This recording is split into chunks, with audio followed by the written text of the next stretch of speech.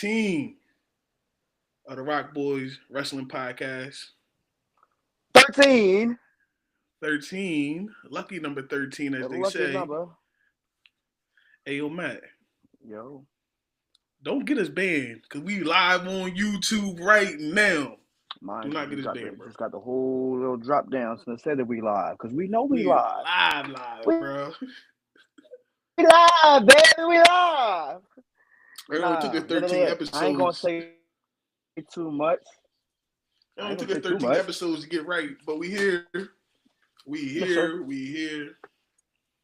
And as Dave always say, let's get right into it. Right into it. What's up with Friday? What's up with Monday? All right. We're going Friday. Friday night Smackdown. You said it all along that your boy was coming with vengeance. Solo was coming. No Diddy. And Solo came in there acting a fool. Acting a fool. And by the way, this moonshine for anybody who want to know. Moonshine. Yeah. But nah, so Solo's on a whole rampage, bro. Whole rampage. If I start acting like Jacob Fatu, I expected. I mean, hey man, I love you. I love you. All right, back to it. I'm fucking with y'all. Back to it though. Friday night, like you said, you called it though. Like you called it. You said that man was gonna act a fool, and when he came and pushed what the hell is his name? Apollo Creed. Apollo Creed. Not Apollo Creed. Oh shit. Not Apollo Creed. It's what the fuck is that black dude name? It's not Apollo Creed though. Apollo Creed from Rocky. I'm tripping, bro. No. Apollo Crews. Apollo Crews? Yeah, we both tripping. Apollo Jones? Nah, it's a C in there. It's Apollo. We're gonna go call him Apollo, the black guy. I'm pretty sure it's Apollo Crews.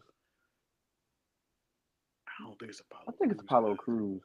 But whatever.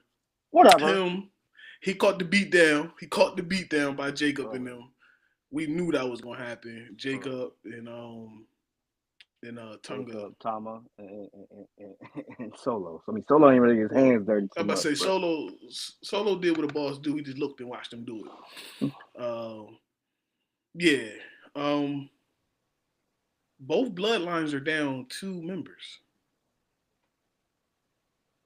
Yeah. Yes, bro. Yeah. That's crazy. I mean, when you think about it. Only one that's standing tall for OG is Sammy and Rome, and then for the other side, it's Solo, Jacob, and Tama. Because of course, we found out that Tangaloa, he got an injury. Right. And of course, Bronson and Jimmy, of course, they out. Yeah. So with those 2 factions, I was expecting to at least see both of them. You know what I mean? I don't care if we didn't necessarily do like a full-on segment with them, but I expected to see both of them at least. But we got Solo all night. You know what I'm saying? We got to see Solo throughout the whole night. We just didn't see those. Like, we didn't see Roman. I expected to see Roman. And at least Paul. Me too. Yeah, I thought we would at least get a segment from him. Yeah. Even if it was a backstage or something. We didn't get nothing from him. You gotta give me some type of post recap for like where they at as far as everything. I mean, I get maybe not. Like maybe not to like, you know what I mean? Like not seeing present live like that week, but at least like something. Give me something like market them. Something they ain't do no marketing for them either. You know what I'm saying? We ain't get no like forecast, no incoming news, nothing. It was shocking coming off them winning the match because they won the match. So you would think, and that's what I mean. Yeah. Normally the winners they gloat in it. We didn't get that from them, and I was shocked to not hear nothing from the bloodline. Period. I mean, from the OG bloodline. but Right. the commentators talking only and telling us that the injuries and What's stuff the that was injury? going on. They did the slow That mo was it, too. They fucked up. huh? They did the slow mo too. They really fucked up for doing that shit. Yeah, they I ain't, did. yeah, I ain't necessarily have to see the slow mos of what's the name no more. Like, dog, chill out. Oh, or the ankles. You talking about the ankle injury? Yeah, Yeah, yeah, it's you funny right. they ain't show how Tonga Law got injured though. I'm shocked about that too. They They treat didn't that give man us, like shit, low key. bro. He the weakest link. I know his work ethic. I know his work ethic isn't necessarily the best. But I mean, if you want to mention it, at least, and then you want, of course, you mentioned Bronson Reed, and you show where Bronson Reed got hurt. You show where what's name could have possibly got hurt. You know what I mean? Show where Jimmy got hurt. At least show where Tonga Loa got hurt at, bro. Like, don't just say it and have him off air. The thing is, like, he had an eye patch on earlier in the year. He was still there. Mm-hmm. It's like he just hurt his arm. He can walk. The other ones, I mean, I'm not saying they can walk or they're not hurt like that, but like, I mean, shit. Even Jake could walk around with a boot on. But He worked you with a get what I'm boot on. saying? He was out there putting in Yeah, moves when he had a boot on. So yeah. I was happy to see him really walking on all 10 toes, like no limp, no nothing. I will say that though. yeah, because we both was like I said when we talked about it in the post show of Survivor Series, you was really scared that it was more something serious, and luckily it wasn't. Again, right. Yeah, no, SmackDown was cool for that. I mean, of course, it just had those moments. It was like, damn, dog. I Like, love the but nah, yes, wow, I love the Shinsuke Nakamura. I really like that. Yo, they got some Not stuff even, going good. not even just that. I like the fact that it really got, like, even when like Bloodline came into the ring, and like one person we don't mention, I'm gonna mention him in a minute. It's like I love how the fact there was like how Shinsuke kind of backed out, gave that, he just gave you full missed on out. You know what I'm saying? They didn't really attack him, but the one person I really thought about that we don't mention a lot, Tajiri, Yeah, because boy was the buzzsaw nasty back then, bro. The master of the myth, besides the Great Muda. Um, but yeah, nah. When it comes to SmackDown, you think of the Mist, you supposed to think of Tajiri for sure, the Japanese buzzsaw himself. himself. Yeah, he definitely was. Yeah. Something had popped up on my timeline about Tazer actually. I Really? don't know what it was. The green mist and all It's that, probably and then it, his hand split. Can't get the word word. Can't get the word word. His handstand flip. That that spot he would always and do. they were talking about something in the video game as well. It was a video Okay. game thing too. You know how like they had the little small little baby promo joints, and then it would spray the mist going across the screen. His name would come up. Yeah. Like I Oh, think that's what it right. was. I So mean, you know what I yeah. mean. So that was super dope right there to watch that. The whole presentation of Nakamura crazy with the mask. I love the mask, dog. The mask is dope. The mask was made by That the mask. dude. I want to say his name Jason Baker. Yeah, He's the the dude that one made who's doing the all the Fiend mask. fiends. Yep. Yeah, he made the Fiend mask. He made Rhea's mask as well last Uncle Saturday. Howdy, of course, Uncle Yeah, Howdy as of well. course. So he But just getting integrated in a lot of different people's ring attire now, which is get that super money, dope. Oh yeah, it's dog. money in there. Oh yeah, I ain't mad at him. And it's dope though. Ain't like Hey, it's some whack shit. It's dope. what Dolph say? What Dolph say? Get paid, young nigga. Get paid. Go get the Hey. money. Go get the motherfucking money. You know how Yes, we rock. sir. But nah. So that was definitely dope to see him. To see the whole presentation that Nakamura was having. Um, And then of course, we had the Megastar come out. The Megastar come out, and I feel as though like every baby face, it's always great to have the chase for the title, not the title. right. You know what I mean? Granted, I really feel like we need to kind of. He's over the fans, yes, but in my eyes, I feel as though we need to go a different angle with him. I feel like we're getting to the point where it's like we're really same person We haven't. We're not showing any different side, any other dimension to your character. You know what I mean? And that's becoming an issue. I do have a slight prediction of where it could go, Well, we especially gotta talk after. about predictions anyway. I For mean, we Saturday. for Saturday, but I say with Saturday that just happened. I don't know if you call it NXT's PLE, but yeah, with deadline happening, I feel like something should occur. I feel like something should occur. I mean, well, since you didn't do it, fuck it. With Ethan Page, I feel like Ethan Page might be getting a call up sooner than later.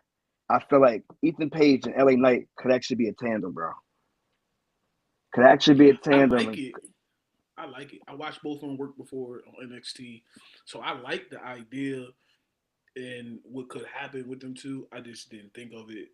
Like I said, I didn't watch Deadline last week. I mean, Well, last that was Saturday cool. it just happened. I did see. What am I trying to say? I did see snippets of The men's match. no, not, no, the women's joint where they took the ropes down. Oh, the underground match I seen with snippets of it. I Jada. didn't watch the whole thing. Was it dope? It was cool. I just feel as though like how I feel about gimmick matches. Mm-hmm. It's becoming a gimmick match, and I mean, like, of course they no shade to her, but of course they have Lola Vice win. You know what I mean? I see where you're going. It's a predictable thing. It's like, well, anytime Lola Vice is in an underground match, she's automatically going to win. Where do you go from there with those two? I don't know, because again, it's like it kind of feels like it may have ran its course. My thing is, you have them win. Like, I feel like they like both like one apiece now. It's just like, what do you do next? You know what I mean? They had the one at Halloween Havoc. They just had the one at Deadline. What do you do next? Because like, at the end of the day, they're both still building character.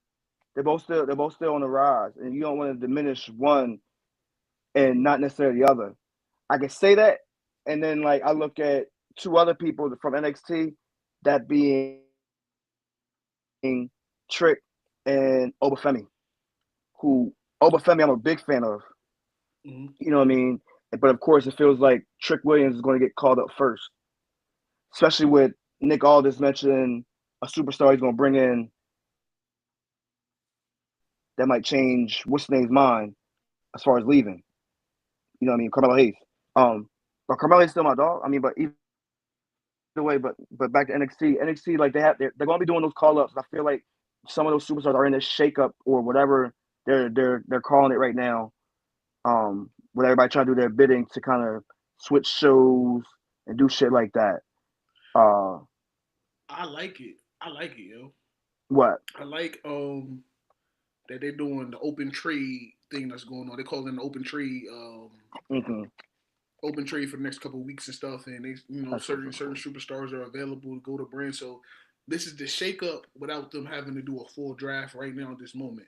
And I Right. like it because, like you said, you touched on it before. You ain't know what was gonna happen before Royal Rumble, and this is what pretty much what you said without knowing that it was gonna be like this. Superstars just come in and talking to general managers, and so I like everything with NXT being involved slowly now. So you don't really gotta do a draft. You can just pick Right. certain people and pluck them here and put them in a certain way Of without course. shaking up the whole roster.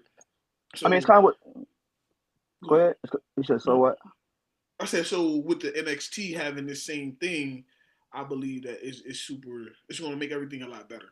Everything should flow Right. easier with the transition of superstars coming into the main roster. Right. I mean, that's why what they did with Carmelo Hayes last year.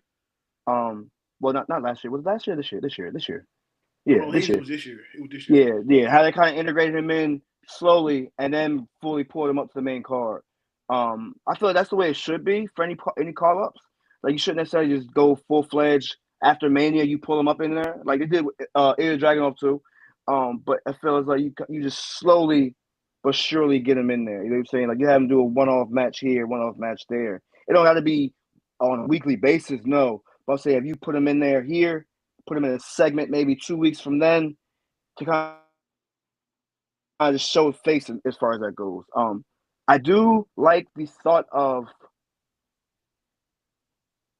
uh damn, where was I going? do like the thought of? The thought of like no draft.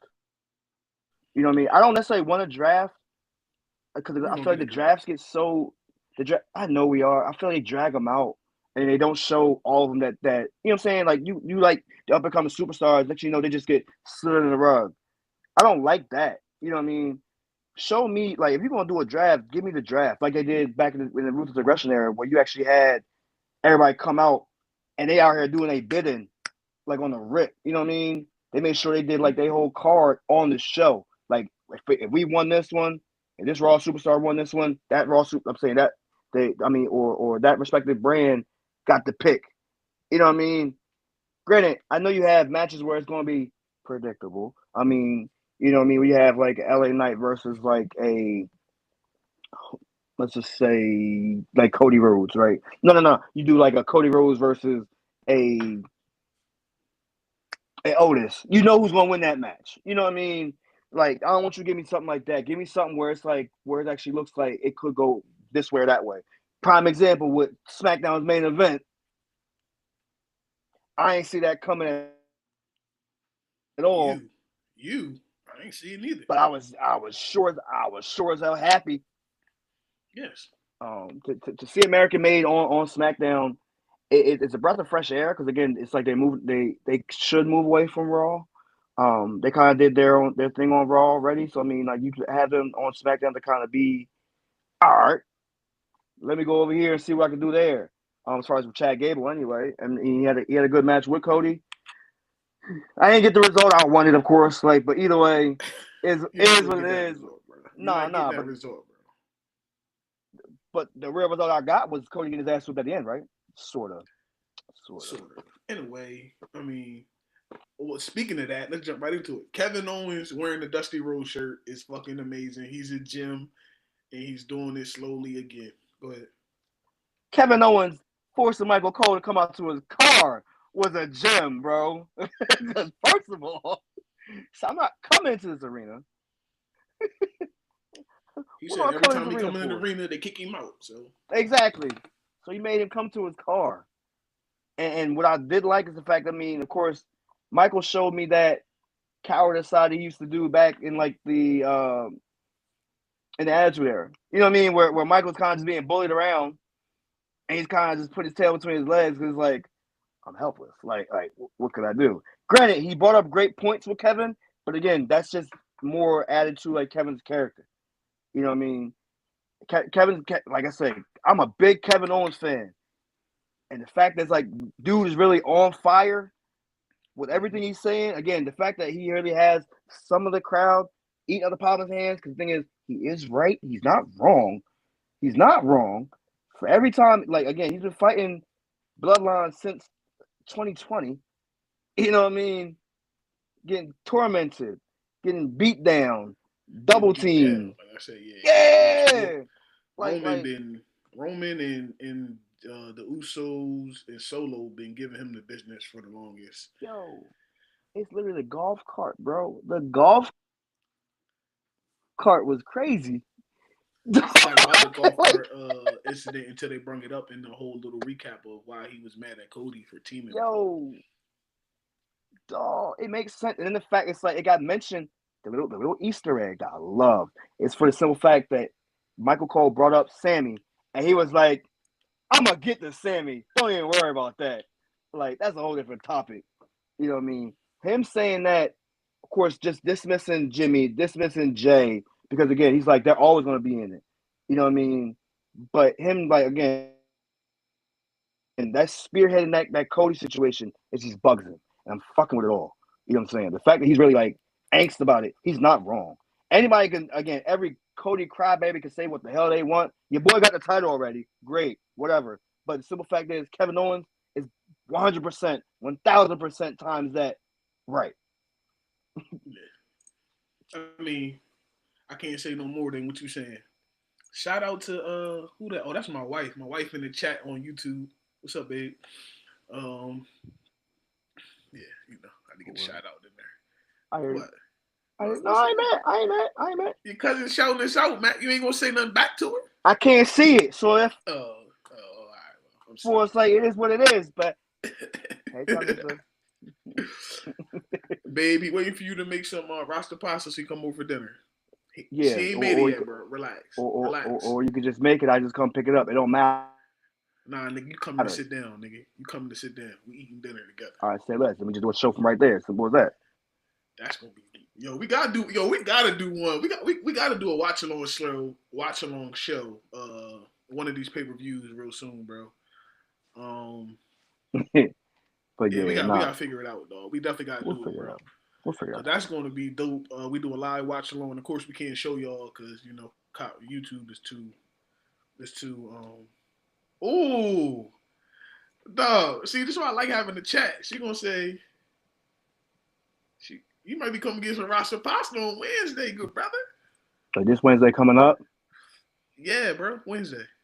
All right, so I just gotta make sure. I got ride with me, but it don't matter. It's cool, bro. Just pull up.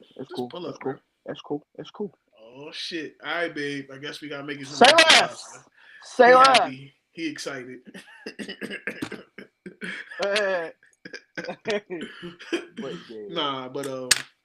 Nah, that's dope. Yeah, we is live on YouTube, by the way, though, for real. And I'm reading comments out loud, so talk y'all shit. We on it. What's happening on SmackDown? Back to SmackDown. So Bianca Belair on the search for who hurt your girl. I will get your address out on YouTube because you're the one who wrote her, but I ain't gonna do that.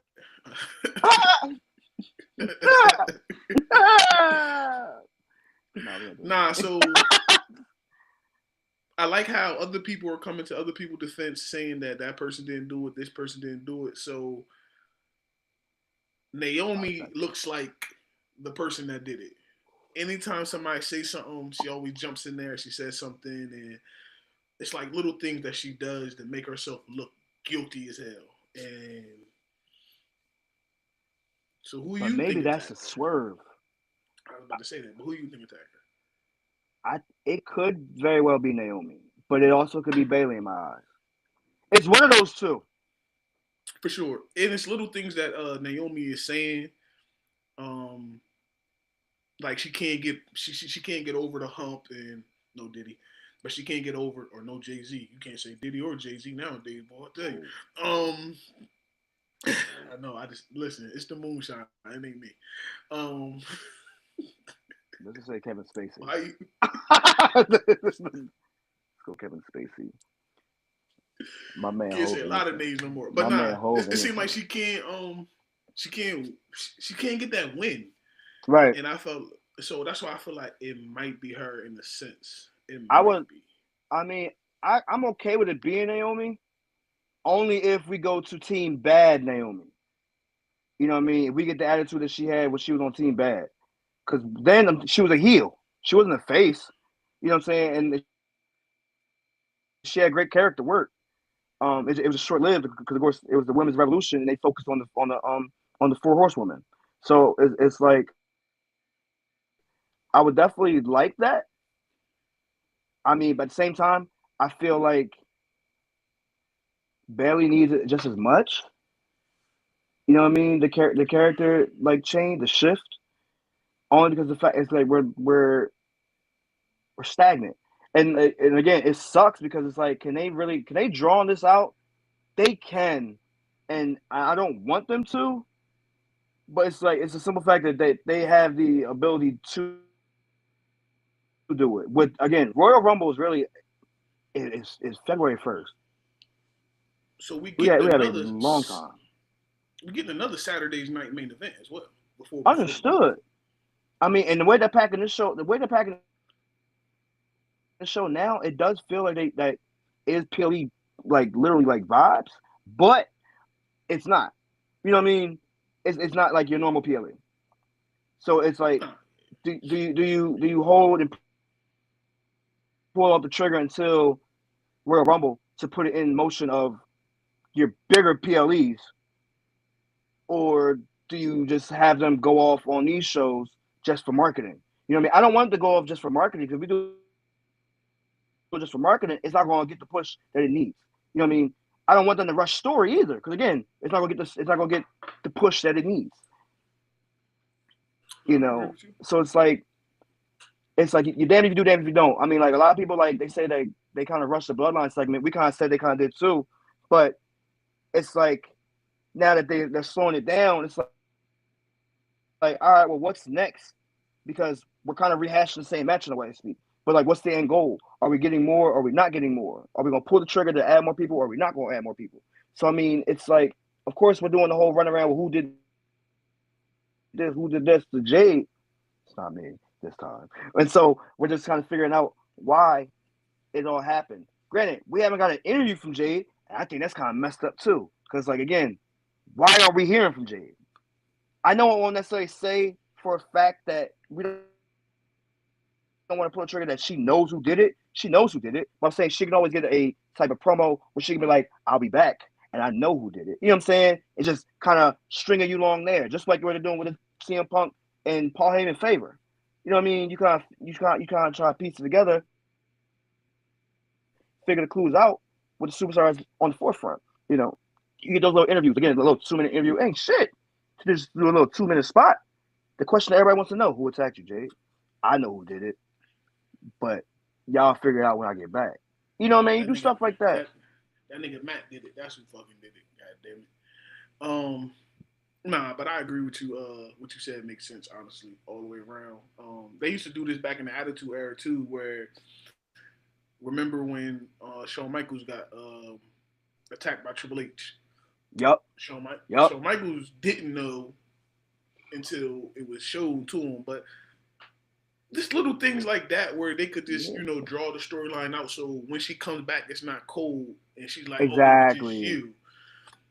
Because I believe if she didn't get hurt for real, it would have been her and her and Bianca at WrestleMania. But I think now with her getting hurt, it actually pumps the brakes on that. I think we talked about this already.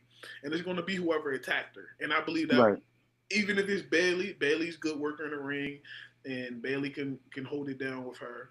And then Naomi as well. She can hold it down with her in the ring as well. And if it is Naomi, that's athletic versus strength, which is a nice play when it comes in the ring as well, too. Mm-hmm.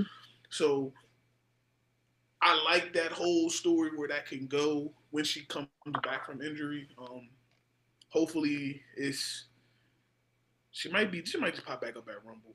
Now I'm thinking about it. Let her fully heal. Though. I know, but let her fully heal. But maybe she don't just necessarily be in the ring. She could just be there.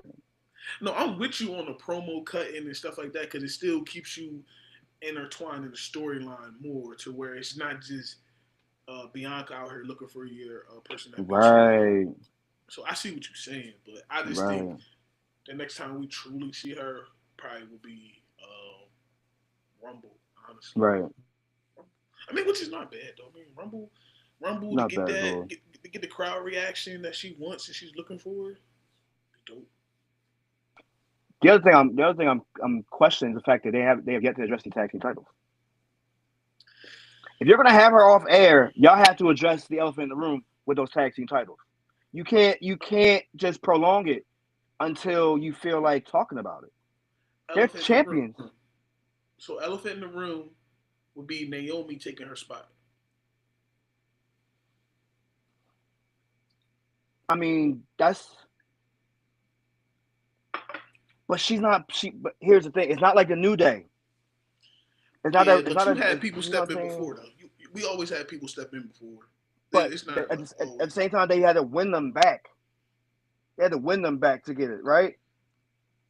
Sometimes, like prime example, Raquel and Liv Morgan, they had to win to get them back. They ain't just give it to them back. They just give it right back to them. You know what I mean? I agree with you, man. I agree with you. And that's what I'm saying. Like when it comes down to that, you can't just, all right, we just gonna put somebody in for filler. Like, nah, make it make sense though. Like don't just say that this is what it is on this week. Nah, be like, well, we gotta address the tag team titles, Bianca, because Jay's not clear. She's not clear. We haven't heard from Jade.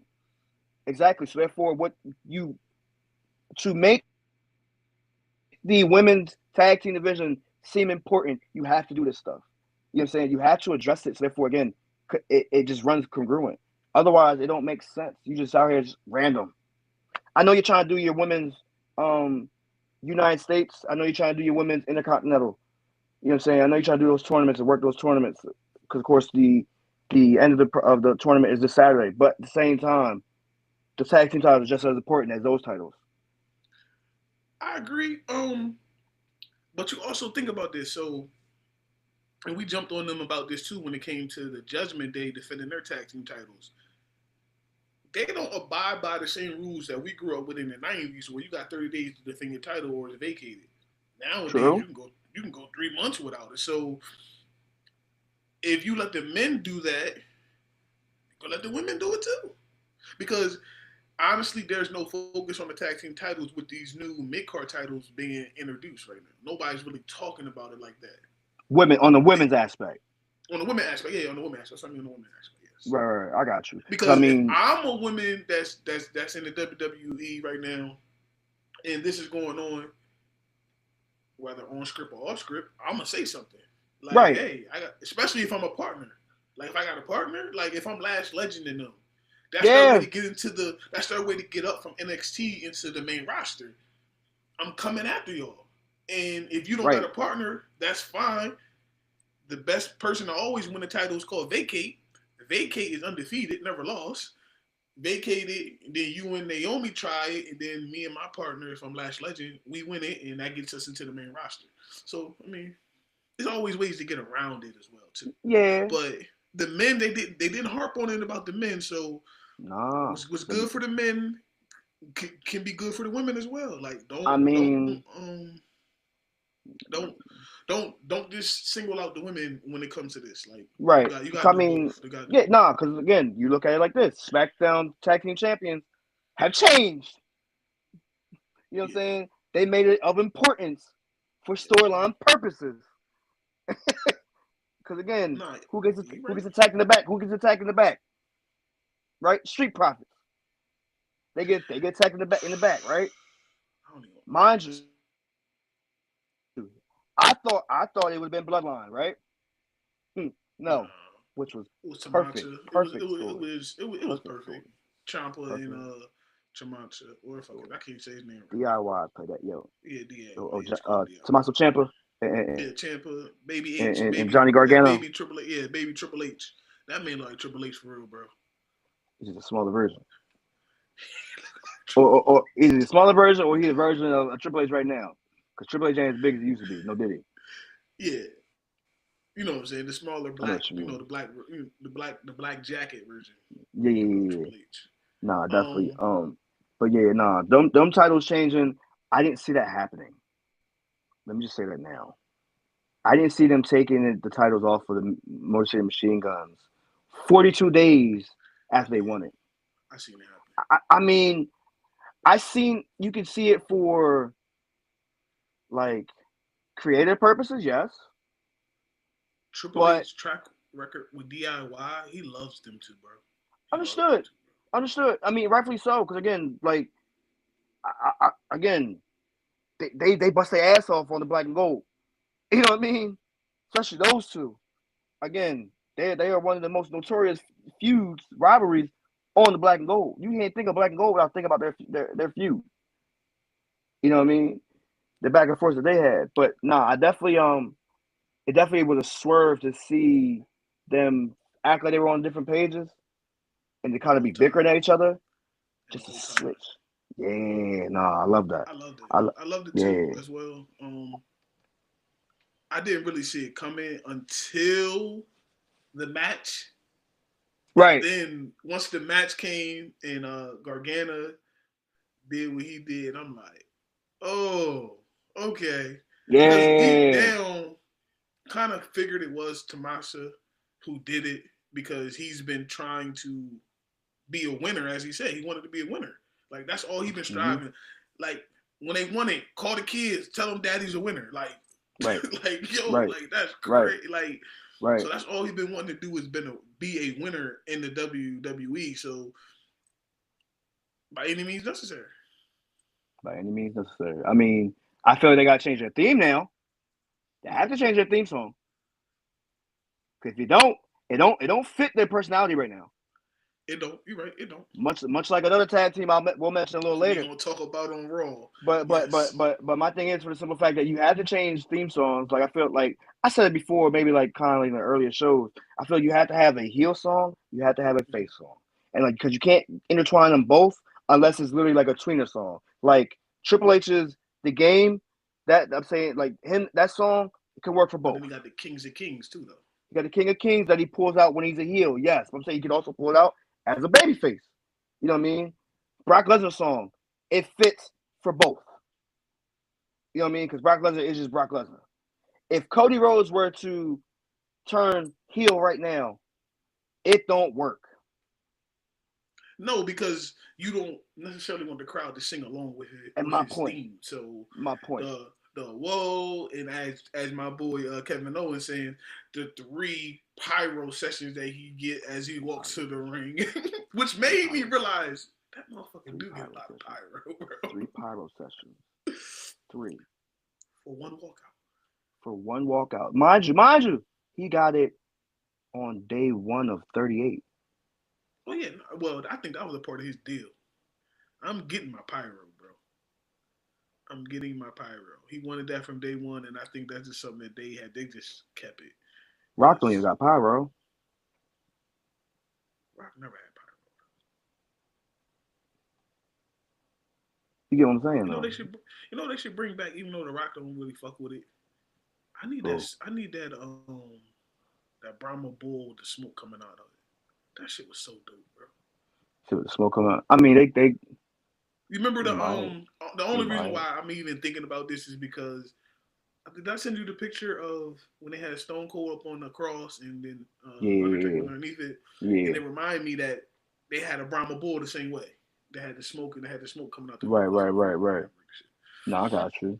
I mean, they definitely need to change their theme. Covered up his Brahma bull though, so fuck the Rock. That's why he a pussy, because he covered up his Brahma bull anyway. I mean, now he made a bigger one. Man, that shit look. Don't do that to me. Don't do that. That shit trash, bro. That's all it is. Trash, it's not trash, but I mean, it evolved is what he's trying to say. It did. Bigger purposes, bigger pictures. You know what I mean? That's why everybody say he on steroids. All right. Since he want to get bigger. Since he want to get bigger so much. No, did he? But, all right. Nah. But nah, definitely like to see. Yeah, I'd like to see. I like to see that DIY took the titles. Friday show was I didn't have high expectations watching the show, honestly. But it definitely lived up to it. The third hour that's coming in I think the second or third week of January is going to make that show perfect. They're not going to give him the first week? No, it's not going to be the first week. First week is all concentrated on the Netflix. So I think it's the third week. So it'd be the third week of the year. I think that's when they do it. I mean, I'm not mad at it. No. It would make that show a lot better. Yeah, make that show a lot better. So overall, Friday was a pretty nice ass show, pretty decent show. Mm-hmm. I was entertained for the 2 hours. No bullshit. Let's get right into this, man. Monday Night Raw.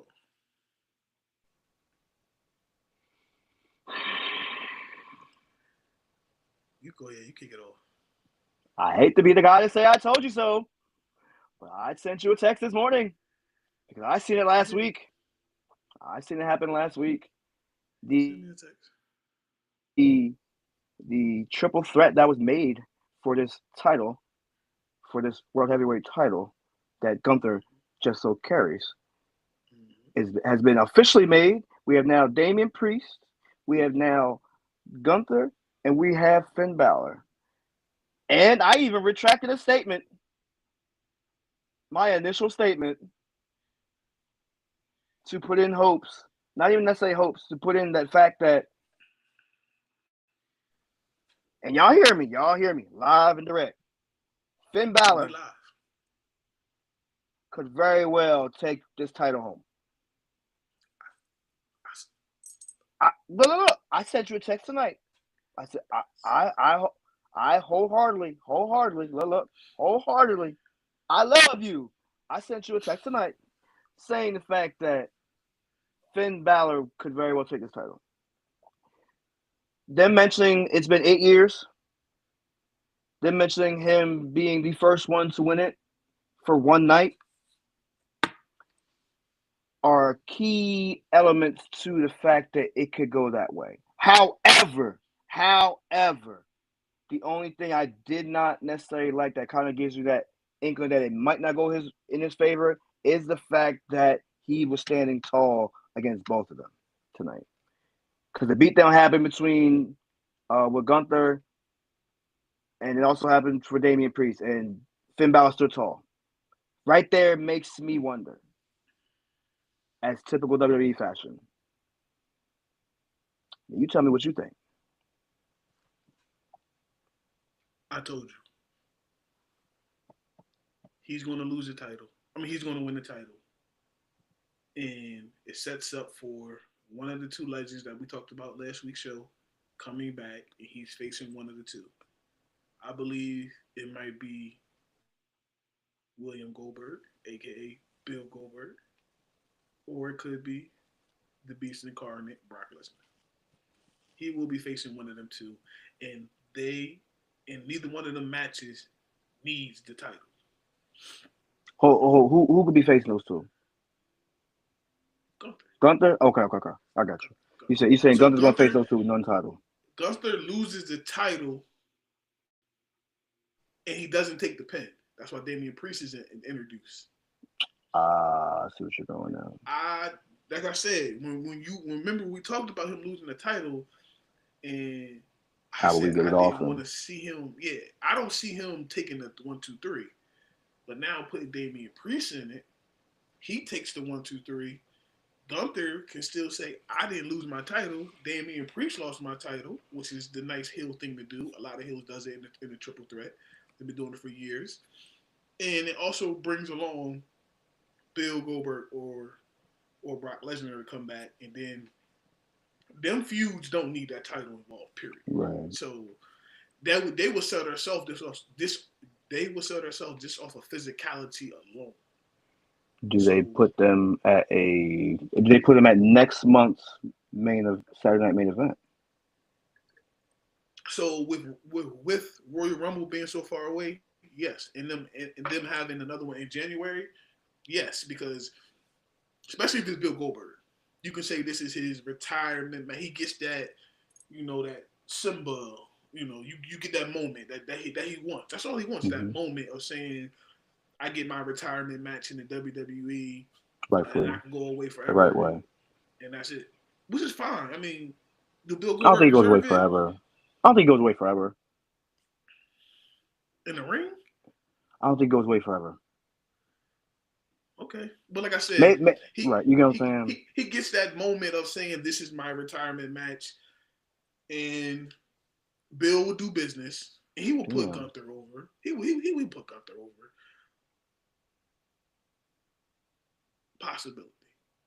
Possibility he might put Gunther over. Because you never know with Bill Goldberg sometimes. He give me that Ultimate Warrior vibe where they ain't always wrapped. I got a question, though. I'm going to take it further.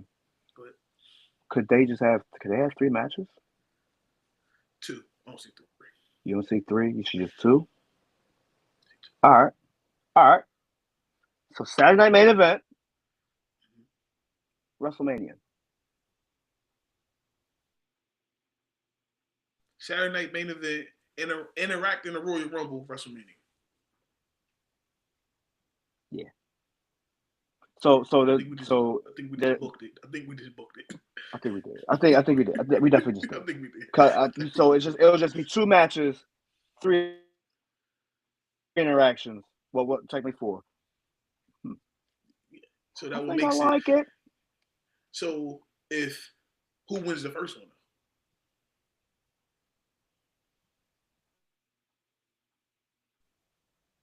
It has to be Goldberg. Goldberg wins it on Saturday night main event, right?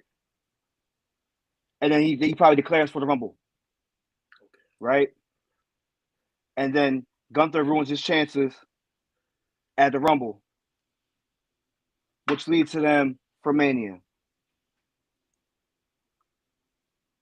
Reason I like and what the you reason I kind of like that too, because the simple fact that even if they didn't necessarily want to go with them at Mania, they could push that to Elimination Chamber, and then hopefully, maybe we don't know if Brock Lesnar is returning because they can do that one for Mania,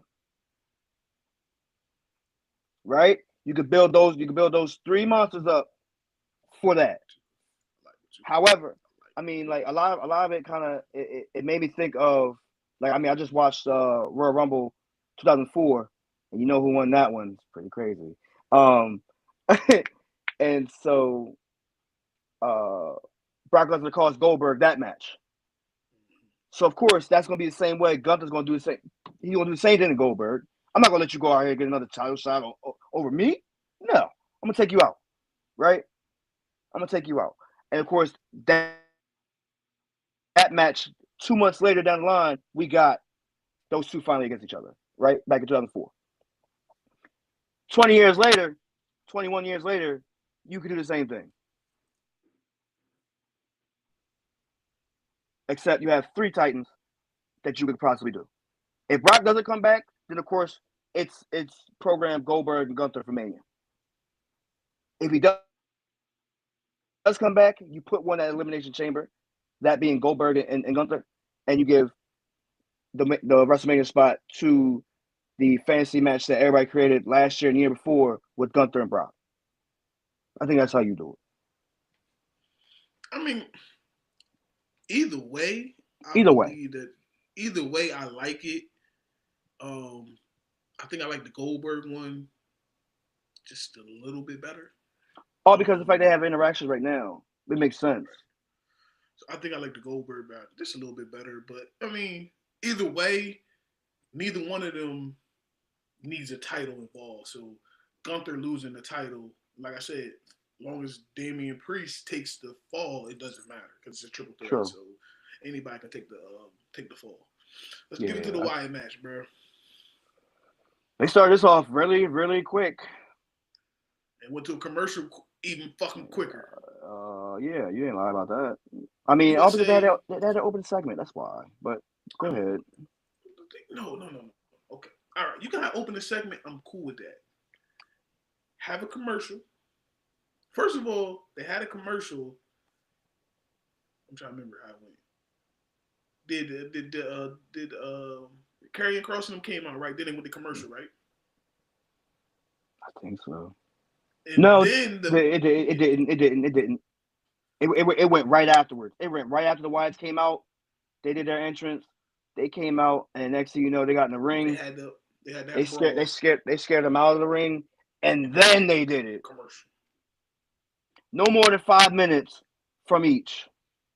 From the entrance to the little tip in the beginning of the match. All happened within like 5 minutes. So my thing to that, why don't you time it out better?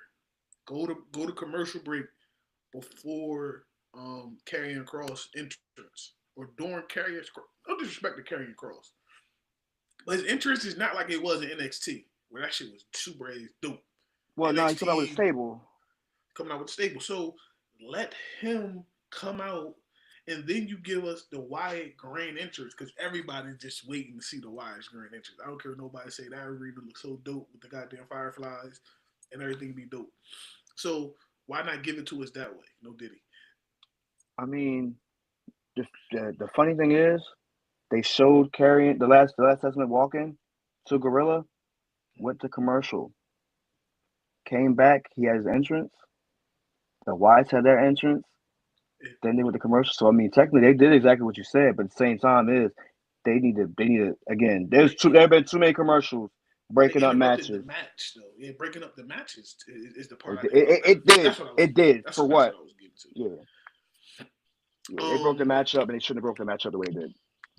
Getting into this match, man. 8-man tag. You get all the participants And we gonna talk about the girls in a minute because I love how they did it with that too. Uh, getting the match, of course, good working match. Everybody in there can work. I love Akam and Razor. Them two can work, man. Them two. I don't like them underneath the Final Testament. I want them to be their own thing. Um, and let them just run Ruckshot up against all the tag teams because we got enough tag teams where it could really work and they can work too. Especially if we ever get our dream tag team that me and you talked about. If we ever get Jacob and motherfucking Bronson Reed, I would love to see them versus Akam and Razor. That would be you talking about some big boys working. That'd be full of big boys working, but that's just me dreaming out loud.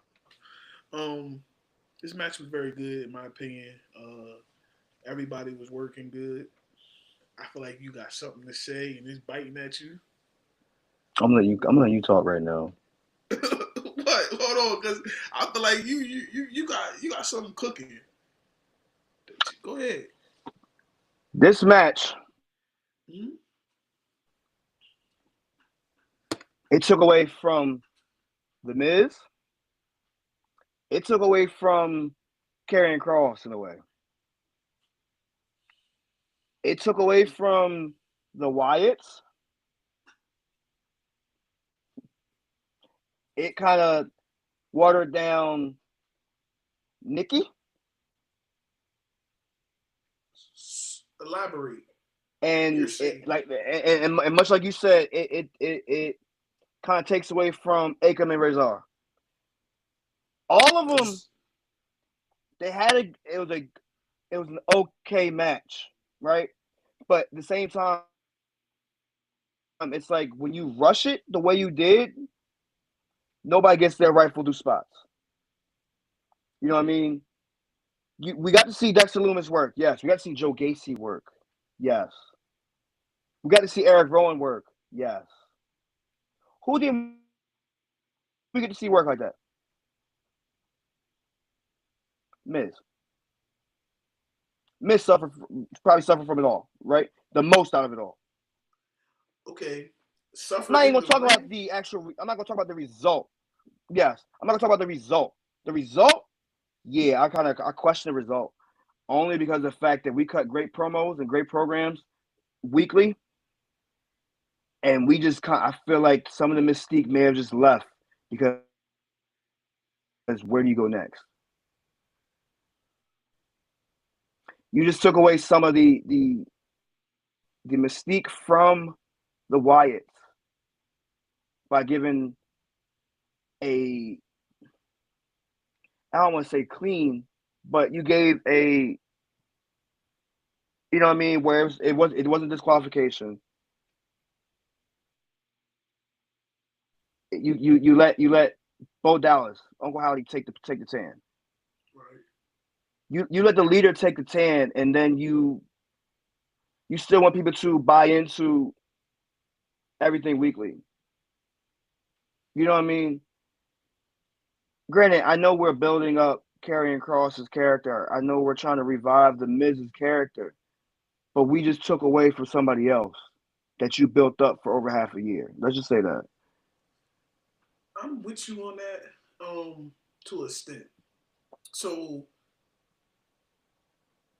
it takes away from them in the ring. I understand that, yes. But you gotta think about this. If the Miz wasn't involved with this, the popularity that he would have at this current moment, because Miz always been popular, but in this current moment, he's getting it because of the Wyatts, because everybody wants to see the Wyatts. So him being integrated into this program, he's still getting the shine, even though he's not getting a ring shine. Now, Miz can deal with that. The other ones that you named, Akam and Razor, right, and Karrion Kross, yes, they're suffering because they need the ring work to have the credibility with the fans. I understand that. Right. 100%. Right. But you got to think about it. See, to me, I feel like you're looking at it just in the ring aspect. I'm looking at it as overall being a part of this storyline. It's catapulting you. You got to think about what it did for Baby Kurt Angle and American Made. So now when they made the transition over to SmackDown and you see what he's doing down there, he's got credibility. The fans understand it and understand that he actually got the boost from being in the program with the Wyatts. Crash out. Chad Gable had it with Gunther. He saved it with Sammy. He maintained it with the Wyatts. The Wyatts were like the Wyatts were like the knockout blow, yes, but at the same time, his great bouts of the year started with Sammy. Started with Gunther. Again, the saga continued with the sequel with Sammy. The trilogy was complete with the Wyatts. I hear what you're saying. I hear you loud and clear. But like I said, in ring, again, you have to make sure that you build those characters right. They're great outside the ring. I'm not mad at it. I'm not knocking that. You know what I'm saying? But you definitely need to protect others just as much. You invested a whole bunch of money into the Wyatts. Mm-hmm. You invested a whole bunch of time into the Wyatts. Did you kill momentum by having them lose tonight? No. So, remember when, like, Bo Dallas was getting tossed around by American Made? He was getting beat up by American Made. And he just kept laughing. Yeah. We didn't see that tonight. We didn't. He took a pin. He took a pin, and then, again, he laid there. They celebrated up the ramp. Paul Ellering, of course, made his return by hitting him with the extinguisher or the powder, whatever you want to call it. But my thing is for the fact that, again, we built the Wyatts up to be monsters, killer monsters, nonstop monsters. Where do we go next? I mean, the feud continues. But my thing is with this, prime example, because since we both historians in wrestling, the NWO won so much. Remember, NWO was so cool in the beginning, right? Everybody loved the NWO. After a while, you win. Cody Rhodes, you win. The fans is going to turn on you. We have to see them take a loss here and there to make us still want to see them continue to catapult. Because if you always winning, Goldberg, remember, we started to hate Goldberg after a while. Because he kept winning. Even though they promoted the streak so much, even though that was a false streak. But I'm saying, if you're constantly winning, and you never catch a fall, especially in wrestling, the fans is going to get bored with you, bro. They're going to get bored. So we have to see them in some compromised position sometime. Not all the time, sometimes. The last time we seen them, though, they were in a compromised position. Right. They were laid out, right? Right. They've only had 2 feuds. 3 matches? 4? 4 matches since they returned? 4. You're trying to tell me that they can win? And mind you, they ain't even been on PLE yet. That's the other thing that's bothering me. They haven't been on a single PLE yet. So you got it's you got to pick one. Which one bothers you, the loss or them not being on the PLE? I mean, it's just weird because, again, it's like you put so much, you have fans invested in them just to be like the Mystique's gone. You know what I mean? Nah, I mean, I don't think it's gone. But I feel like to the masses, it may have lost some steam. People aren't as interested in it because, again, it's like you're showing them in promos, you showed who they were. It's like, but yet you're not doing anything else besides that. You let the Final Testament build who they were. Granted, we ain't heard Aikman and Razor talk because they don't necessarily have. I'm saying they don't necessarily English is their native tongue. So you had Miz and you had Karrion Kross through it. Yes, great. You got Paul Ellering. But You got Paul Ellering back though. Back now. But it's the simple fact. It's like, okay, why aren't we digging into these characters a little bit more? Why are we gonna have them take a loss right now? Why even build the matches up right now if you're not going to necessarily do that? You know what I'm saying? We're getting dimensions of Bo. I hear that, but we have not yet gotten dimensions of the other ones. You know what I mean? We're getting what they can do. We're getting how they are. You know what I'm saying, around the ring. But outside of that, what are we doing? What else are we doing? And that's why I say it's like I don't like stuff to be rushed because I feel like it's quality in your product. You know what I mean? Like I said, I champion the Wyatt Six as an attraction for Raw. And I mean, of course, it's like you hear the rumors as far as what Nick Khan said, like we're not changing the ratings as far as when we go to Netflix and everything like that. I hear that, but I feel like certain people will benefit from you going a little more edgier than what you're doing. You know what I mean?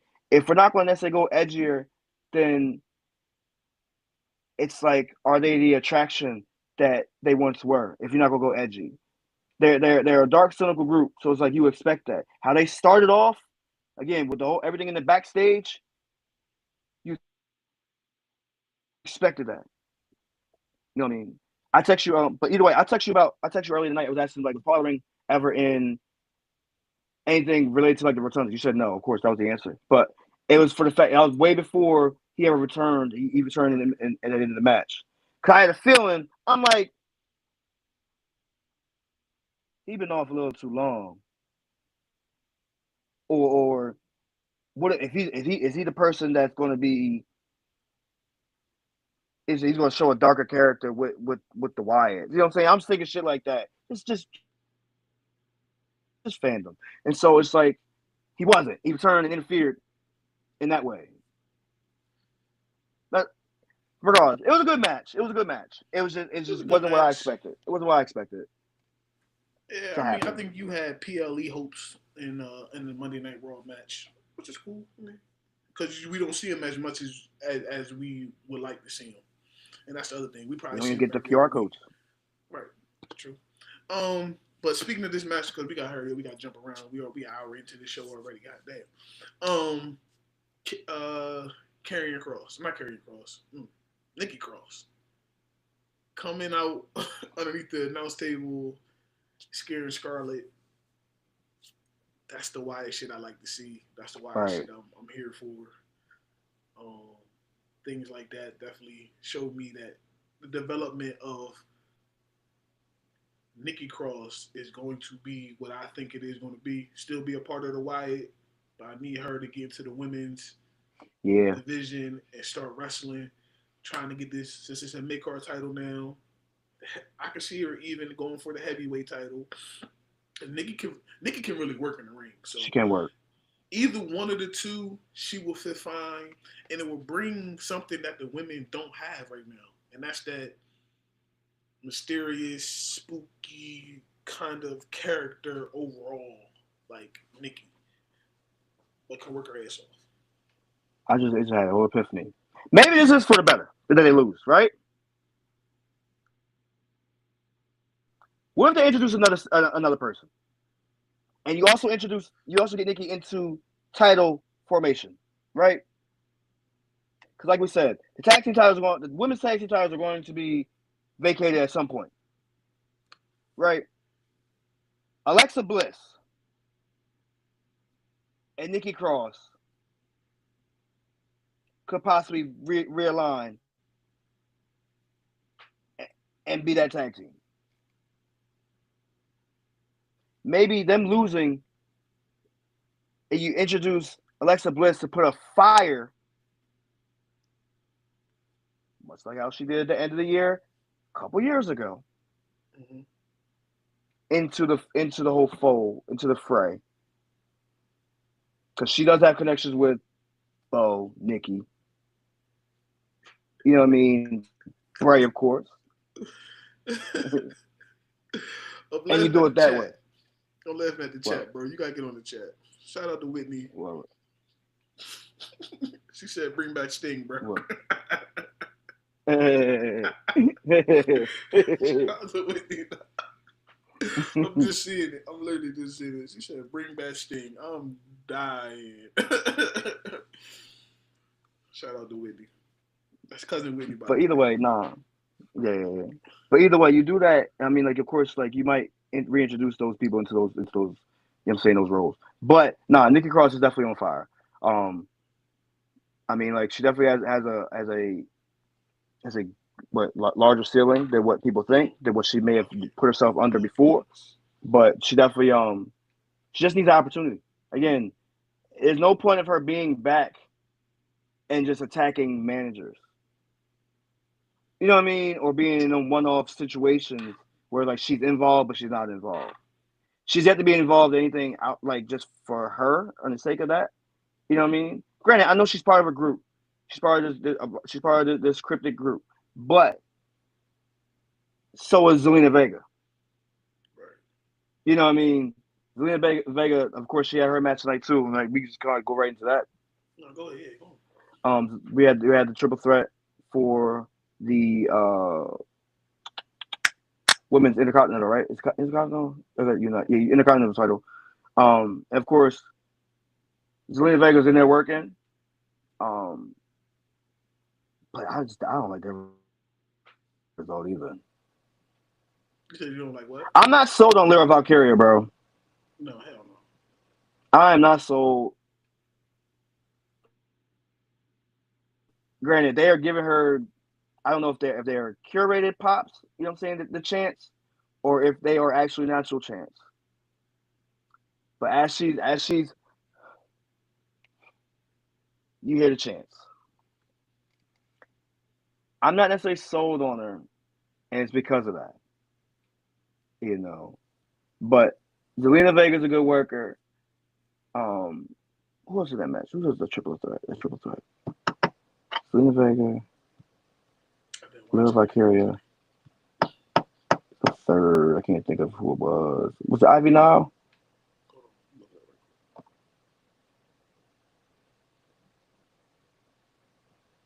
Ivy Nile. It wasn't Kate. It wasn't Kate Zaro. It wasn't Kaden Carter.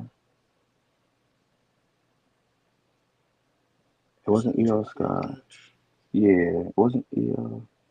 I want to say it was what's the name. I don't think it was Zoe and them. They came out afterwards.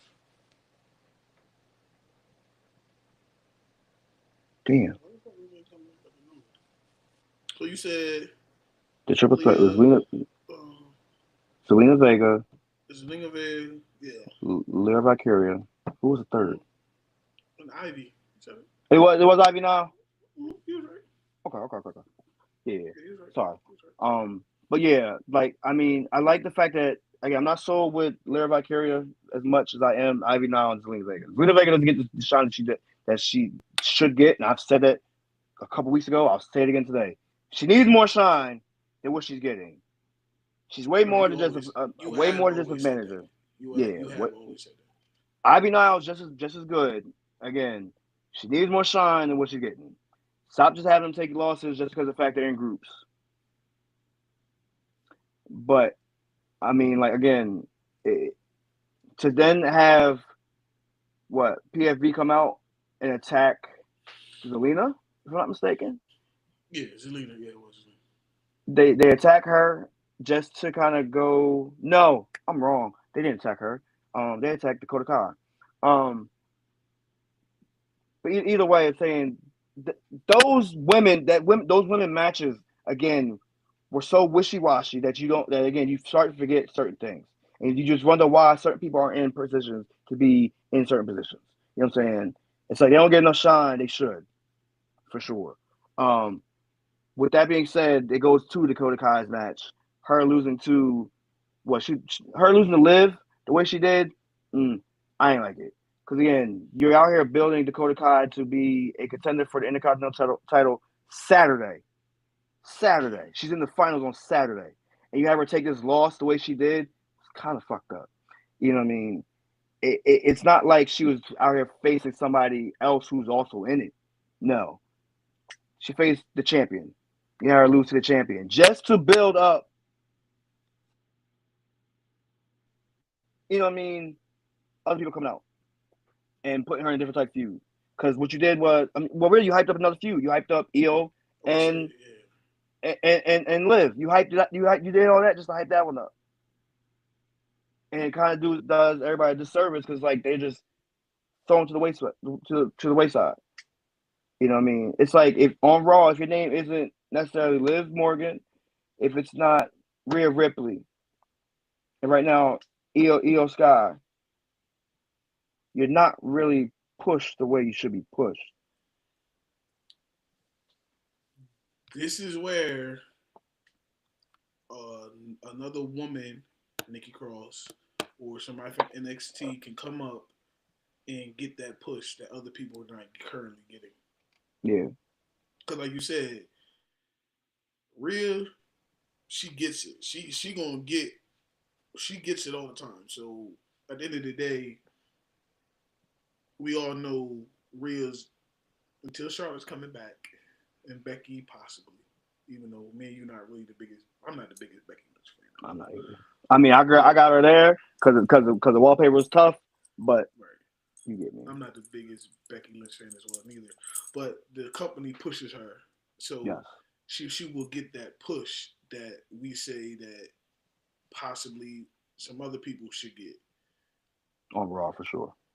Overall, yeah. So I don't really care for the Valkyria. Yeah, I don't. Period. Right. I don't care. I mean, so yeah, they definitely if you're not them those women, you're not necessarily getting pushed the way they should be. You're not. And it sucks to say it because again, they are talented. Like again, I hate the fact that it's like Kaden Carter and what Caitlyn Catanzaro, they get thrown around. You know what I mean? They're in a match one week. They're not on TV the next, maybe the next for the next month. They're on TV next month. Yeah, but say and it's like again, it could be longer than that. It's like you forget about them. And it suffers a lot because of what you could possibly get from them. You don't get it, and that's not fair to the whole situation that's going on. A fact. Which kind of like it's funny we say this like as far as them not necessarily to shine.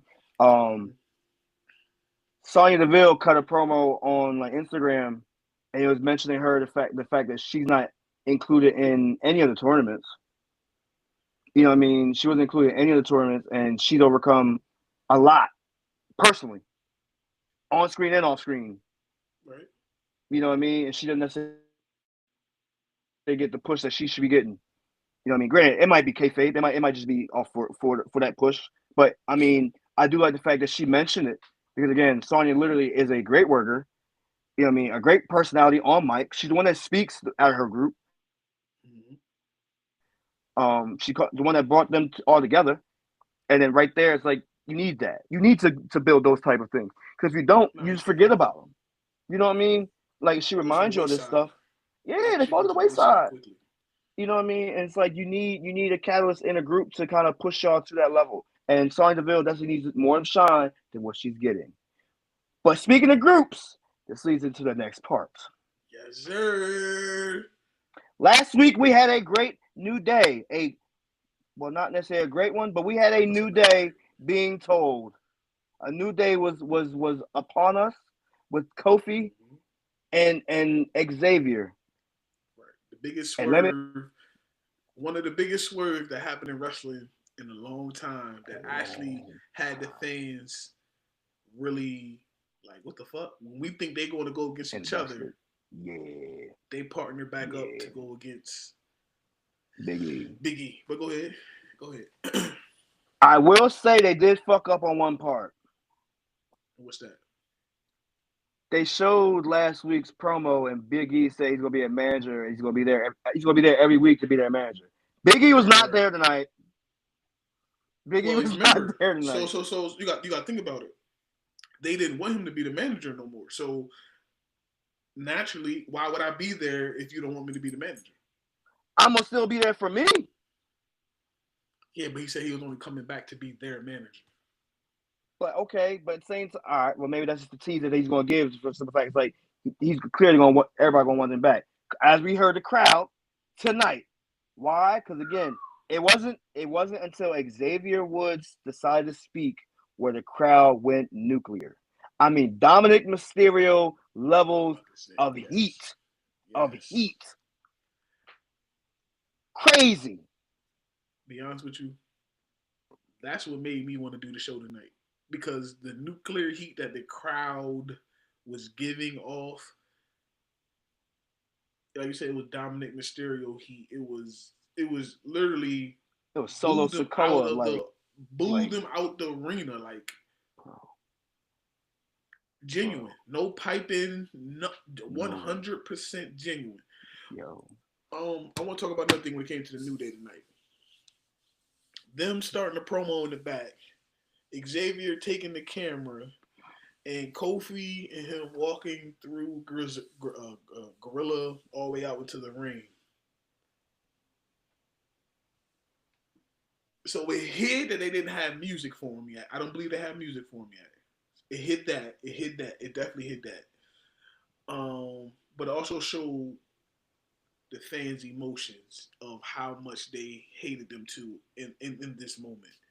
So it was brilliant in a lot of different ways the way they did. Like I said, I don't believe the music is ready. And them just coming out to nothing and having Xavier hold the camera, perfect. Like, it was spot on, perfect. And like I said, like you said, as soon as Xavier picked up the goddamn mic, he couldn't get a word out, bro. If he had a promo to say, couldn't even do it. He couldn't say. And the job was done, though. Oh, yeah, the best thing they did was just leave the ring. Just leave the ring. The job was done. Because they were saying little stuff like, why y'all so mad at us? What did we do?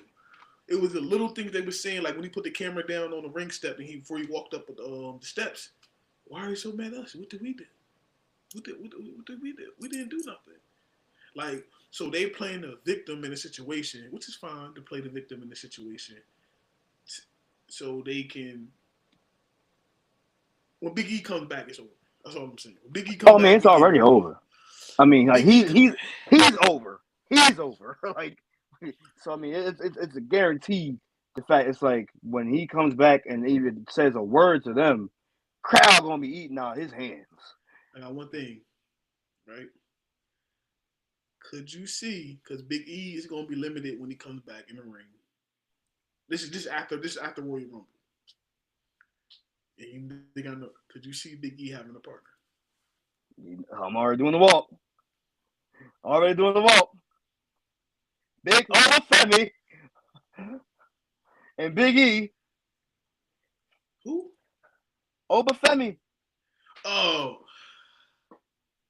That's how he come out. He do his little bop. He do his bop coming out. I don't want to. I don't like that. What?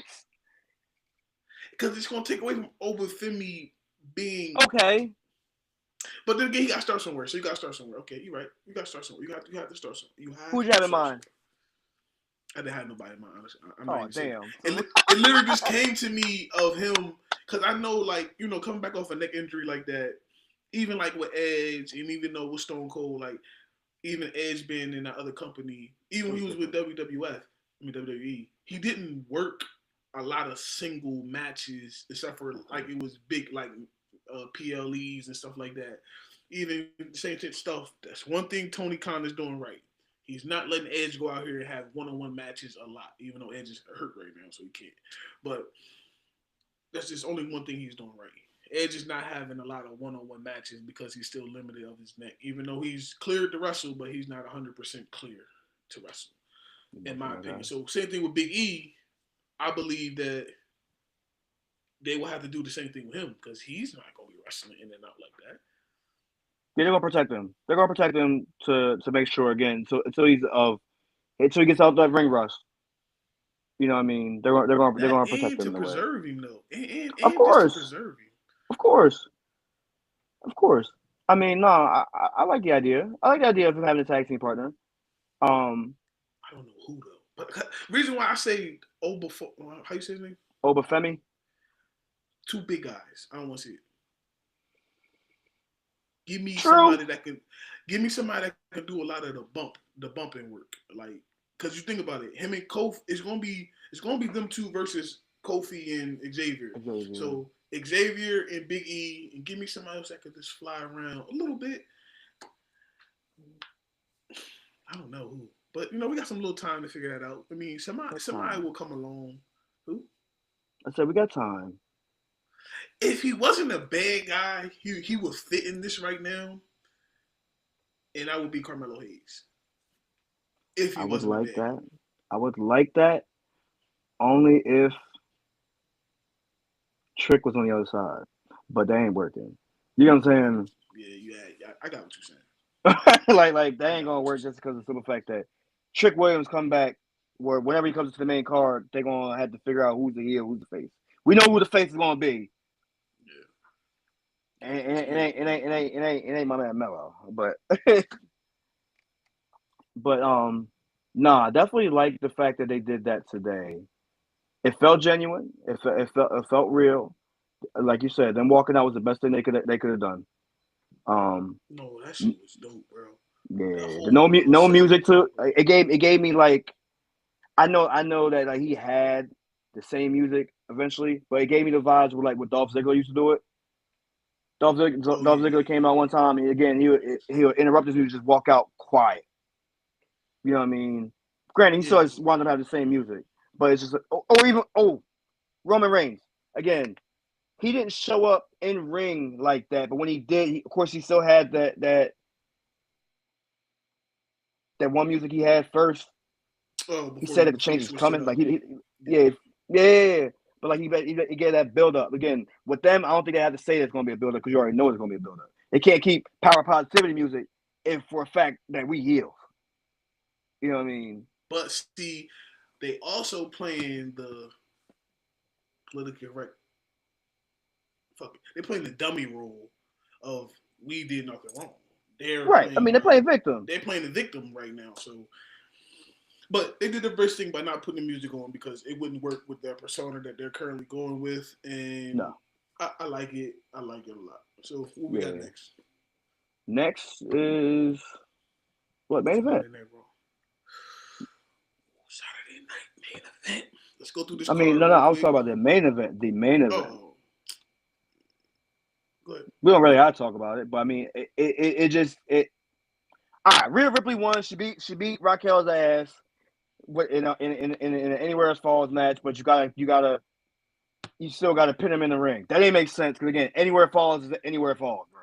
Like it can go to the parking lot, it can go to the hospital. As long as the two are in the same vicinity, a pin is supposed to happen. Facts. Don't take away the mystique of that match, of the purpose of that match, by moving the goalposts. Because Lord knows, in this world that we live in today, people like to move the goalposts with shit. And we move the goalposts with that shit. Clearly.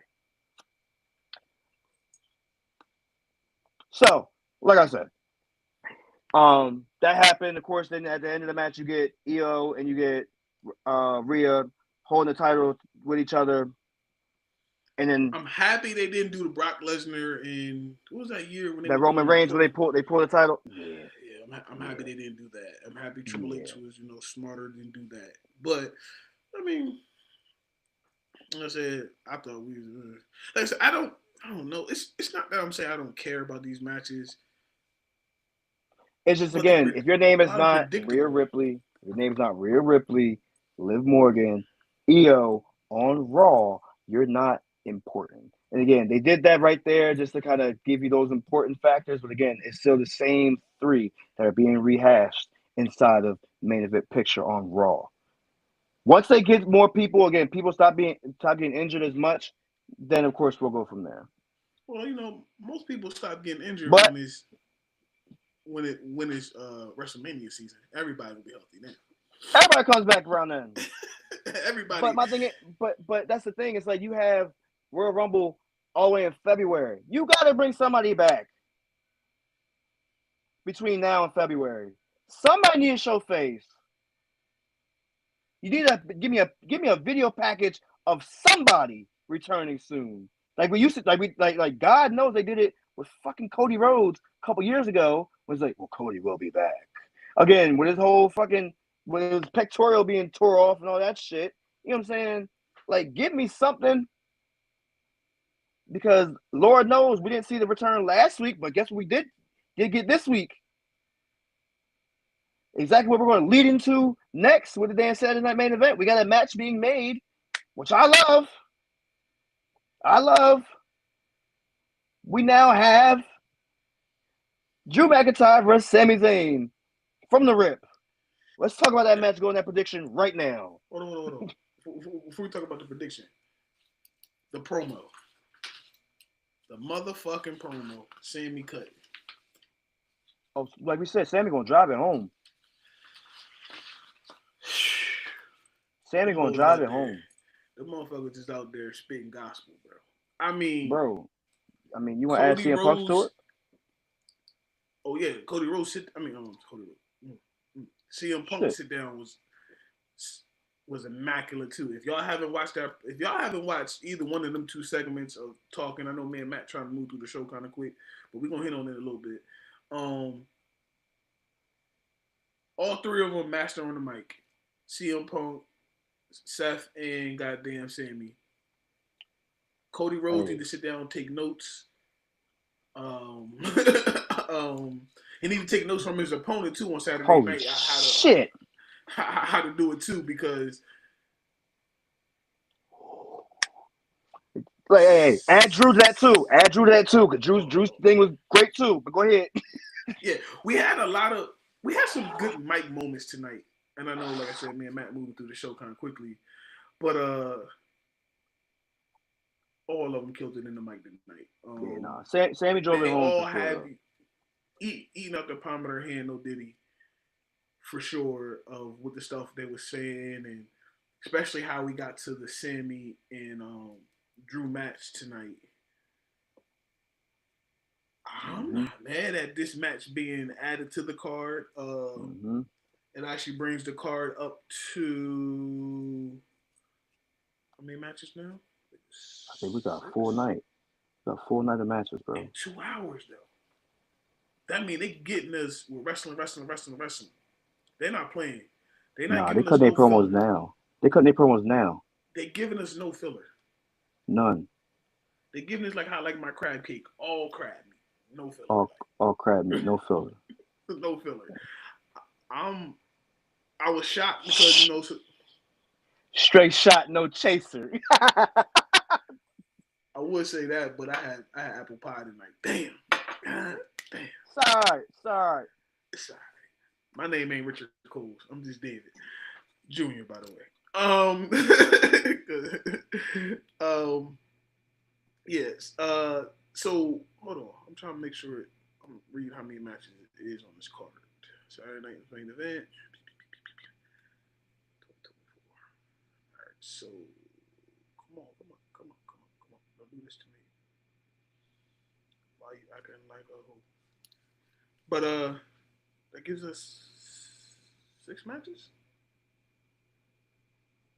All made a matter of like 2 weeks.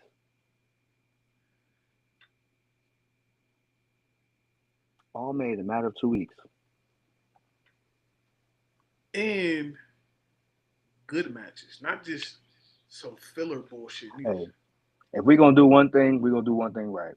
We're going to give them a round of applause for that shit. Triple H pulled that shit out the yin-yang. Congratulations, Triple H, on that. For real, because again, I don't know how the fuck you did it. My fault, it's 5 matches. I'm tripping. It's 5? Because remember, they gave us two women, 2 men. But now they threw this match in there, so now it's 5 matches. 5 matches in 2 hours, bro. That's what they're giving us.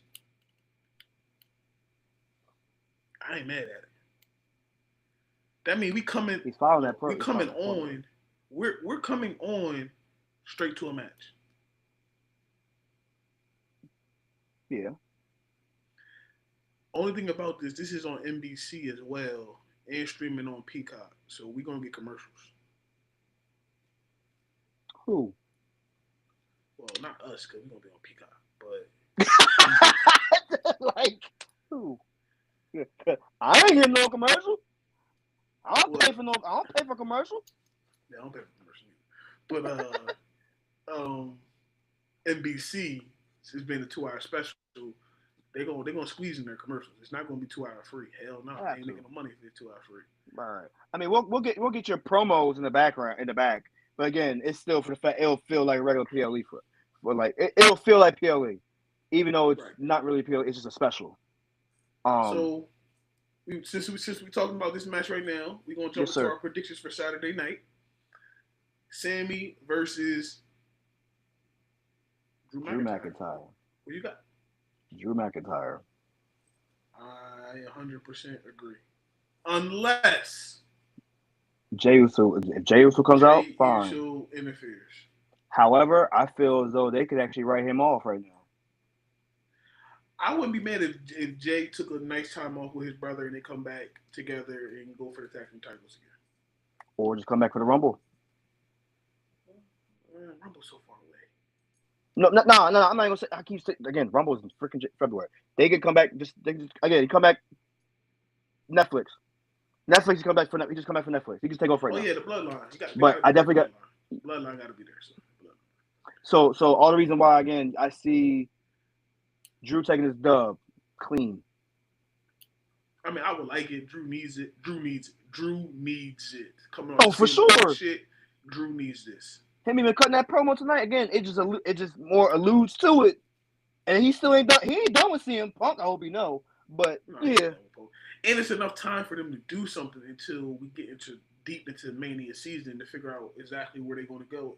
Are we going to get a rematch with them at Mania or whatever? Okay. Right. Intercontinental? Or no, US? What is US? Women's US. So it's either going to be. Why are they giving me 4 different people? Because the fact you got 2. Yeah. It's a tournament. Who do you think will win the title? Who do you think will win the title? Who's in it again? So it's Bayley. Chelsea Green. Tiffany Stratton. And Meechin. I'm picking Bayley. She needs it. You said Bayley, Tiffany Stratton, Meechin, and Tiffany Stratton. And Chelsea Green. Chelsea Green. So it'll be Chelsea. It'll be Chelsea Green or Bayley. I got one of them. Who's in? No. What are the matches though? That'll decide it too. It's Bayley and who? It's Chelsea Green and Meechin, so it's got to be Bayley and Tiffany Stratton. That it tells you right there. But they got Bayley or Chelsea Green versus Meechin or Tiffany Stratton. So they haven't decided the finals match, the last 2. They haven't decided the semifinals matches yet. Well, that's probably getting done on SmackDown. Right. Okay.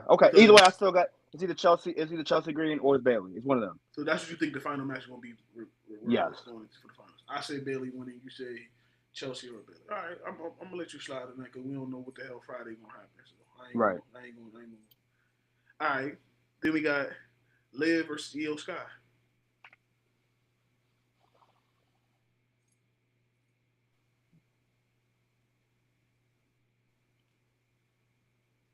I think I might. I don't want to go that route. I think Liv keeps it. I think Liv keeps it as well, and it makes a better story for Rhea chasing her with the title than without the title. Granted, that is also becoming an issue because the thing is, again, you only building up 2 people. Io could definitely win it back, yes, but she's not. She's not. The triple threat. Gunther, Finn. Finn. I mean, I think we both taking Finn. I want to see Finn have a title again. I do think you get it. I think you get an appearance from Goldberg. That might cost Usyk to win the title as well. Mm-hmm. So, I know you've been watching the tea leaves and stuff that's going on the thing. They're saying Finn is going to get a revamp in 2025. A single push. And this might be the shakeup that it needs to start it all off right here. Because he also signed a new contract. He's with the company for at least another, I think he signed a 4-year 5. deal. I think it's 5. Hey, get the money.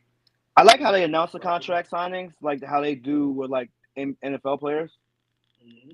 I am liking that because again, like you're kind of guaranteeing that we're here. I mean, granted, I know like on the other promotion, like they do it as well. We're kind of like, well, put it like this, it's like that smoke and mirror is kind of gone where you kind of know who's staying, who's not. Because I think what's it, Penix? Is that what his name is? Oh, the brothers, they coming over. They over. The one is for sure. Oh, the other one might got to stay because I think Tony Khan tacked on injury time in his contract. Yes, he did. So one is coming. I think it was Ray Penix Jr. Yeah. He's definitely coming. He's signed on. Just a matter of getting him on screen, which may be Friday because that may be the other superstar Nick also was talking about. But either way, yeah, I definitely got Finn winning this match. Oh, we both agree Finn's going to win this match. Then we have the cookie cutter bitch himself versus the prize fighter Kevin motherfucking Owens. My white Canadian cousin on my mama's side.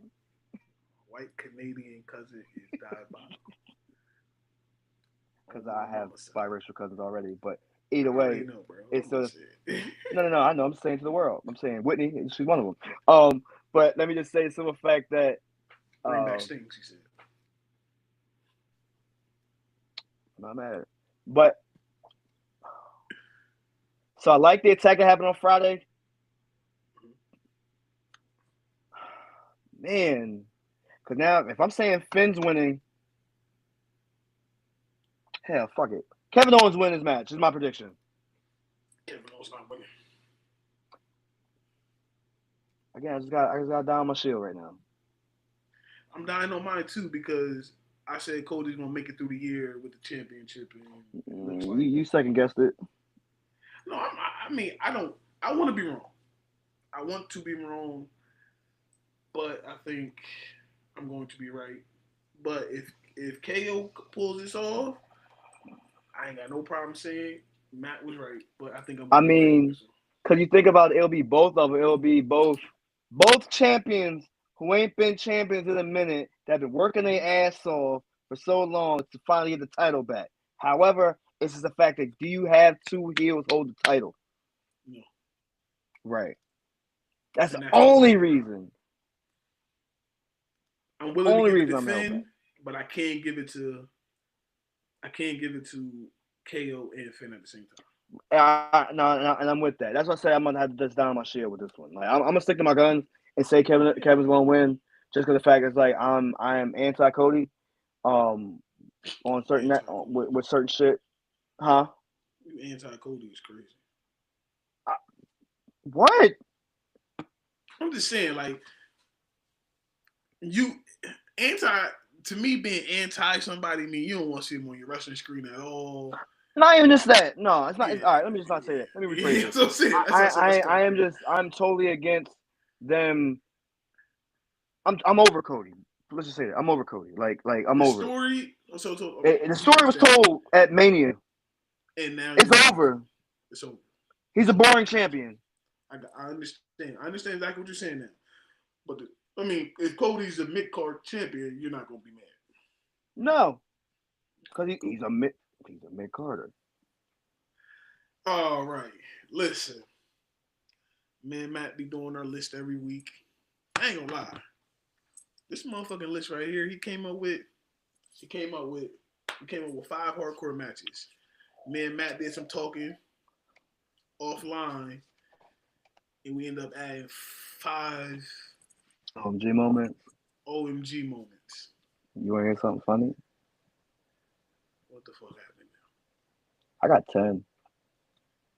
Hey, you can have 10, motherfucker. I did what you asked. I ain't do. I got 10. I got 10 and 7. Bullshit. No, I swear to you. No. I'm not. No. I'm not arguing about what you said. I'm just Oh, saying bullshit. Like I wasn't doing that bullshit. I got you. And when I mean this, Matt had my motherfucking ass watching. Had me watching wrestling hardcore matches. And it's been a long time. Literally, I took 6 days to figure out these 5 motherfucking matches. I've been watching wrestling. I watched ECW. I ain't watching no WCW hardcore matches because they were just bullshit. But I watched ECW. I went through about 4 or 5 of them crazy ass matches. And I was gonna just put a whole pay-per-view down there, but I thought that'd have been cheap. But yeah. Fuck hardcore matches for a long time, Matt. If you ask me to do another one again. Bullshit. That's all I'm saying. Bullshit. But let's jump in it. No Diddy.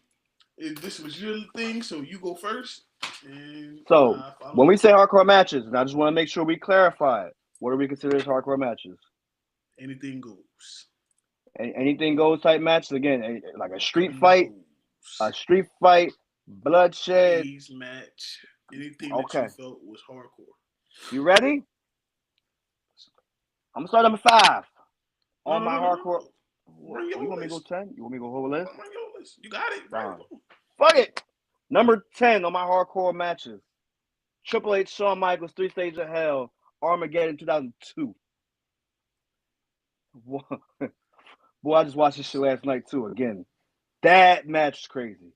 Number 9, John Cena versus JBL, Judgment Day 2005. Number 6, Eddie Guerrero versus JBL, Judgment Day 2004. Right? Number 7, Brock Lesnar versus The Undertaker, their Hell in a Cell match and No Mercy, 2002. Number 6, Edge versus Mick Foley, WrestleMania 23. Flaming table spot. Right. Number 5, Triple H versus Shawn Michaels, Royal Rumble 2004. The match they couldn't even finish, bro. Number 3, Randy Orton versus Cactus Jack, Backlash 2004. That was number 4. Number 3 was the Hardys versus the Dudleys versus Edge and Christian, WrestleMania 17. Number 2 was Triple H versus Cactus Jack, Royal Rumble 2000. My number 1 was Kurt Angle versus Shane McMahon, King of the Ring, 2001. Boom! All right. So, this is going to sound crazy as hell. Some of Matt matches that he has as hardcore matches, I have as OMG moments. But we're going to talk. They good. We going to talk. All right. I only got 5. I ain't give y'all 10 because the assignment was 5. Fuck that. ECW, Living Dangerously, 1998, Bam Bam Bigelow versus Taz. Crazy match, even though they had the big spot where he went through the ring as well. Number 4, Kurt Angle versus Shane McMahon, King of the Ring 2001. I know they had the one spot, but if you look at the whole match, it was still it was more than one spot in that match. But everybody only talks about the one spot in that match. Yeah. Okay. Number 3. The Rock versus Mick Foley, Royal Rumble, 1999. Okay. I ain't mad at that one. He handcuffed Mick Foley and he beat him in the head with the motherfucking chair shots. Crazy. And that's in the behind the scenes movie, behind the mat movie too as well. When Mick Foley kids was actually crying and everything. That shit was crazy. Number 2. Man, we cousins for real. Eddie Guerrero versus JBL, Judgment Day. Boy, yes, because that chair shot was nasty. Yeah, JBL just pulled it out like it was like it was like the Acme hammer, bro, like back with Looney Tunes. Wow! Like, Eddie Guerrero was bleeding like a stuffed pig in that match, bro. He had to get blood transfusion. What the fuck it's called? He had to get blood. He had to get blood pumped. That's how much blood he lost in the back. no. And number one, to me, The Undertaker versus Mankind, Hell in a Cell. I'm sorry. Okay. That shit is just motherfucker coming off the ring, going through the cage, and all the shit. Mick Foley, the thumbtacks, the two through the man. Mick Foley. Yeah. I got the perfect cover for our show tonight when we get done to put up. It's Mick Foley and all his injuries. Oh, for sure. It's dope as shit. For sure. Let's get into the OMG moments, because I think me and you gonna hit on a lot of the same ones too. We are. We might. Yeah, very well, because they kind of go one. They kind of go hand in hand. Again, these are moments where you literally like, holy shit. Yeah. So, number 7 on my list was the Elimination Chamber 2002. 2022, when Brock Lesnar decided to F5 Theory off the damn pod. That was dope. Why? Because the thing is, the moment I started about the regular pod, the original chamber, how it was. No padding. Again, that would have been deadly. Number 6 was The Undertaker and Mankind at King of the Ring 1998. Mm-hmm. Again, the infamous spots. Number 5, it goes to my number 1 of the last list, was Kurt Angle out here belly to bellying Shane McMahon through that damn set. Absurd. Yeah, that wasn't going through the wrong one. So it's supposed to have been the one next to it. They kept going through the middle one, and until he finally put him through it. Shane said, "Just put me through it, bro. Go ahead." Like crazy. Number 3 was Drew McIntyre from this year, Bad Blood. When he missed that Claymore spot, landed on that damn shit. There was still steps, bro. Oh, the edge of the steps, yeah. Yeah. I cringe. Number 3 was Brock Lesnar versus Roman Reigns, SummerSlam 2022. Okay. With the damn tractor. Again, him lifting up that ring was crazy. Number 2.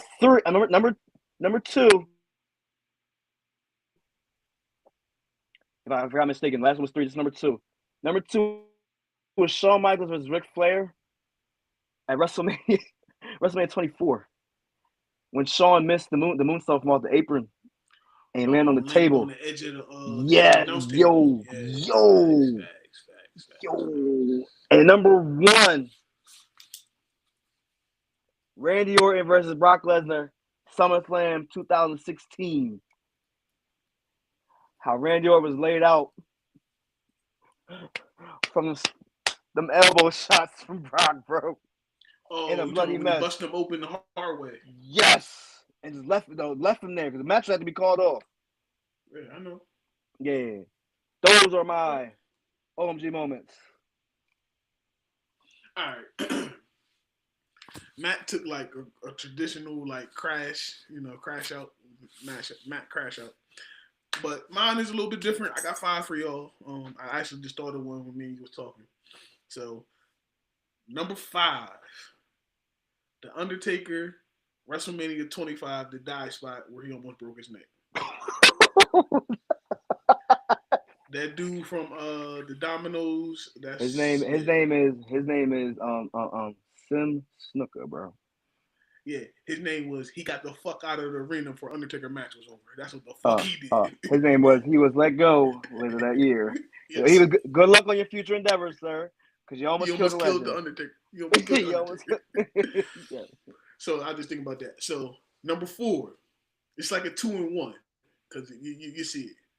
Brock Lesnar's debut when he fucking powerbombed Spike Dudley 3 times. Like Spike Dudley didn't matter.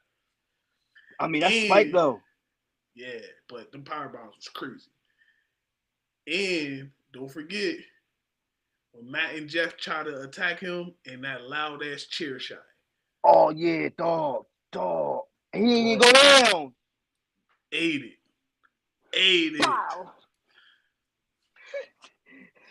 right. So Matt, see what I'm doing now. Number 3. This is a cheat code. I don't care what you say. I know what you're about to say. Jeff Hardy doing swanton bombs off anything. No. Off anything.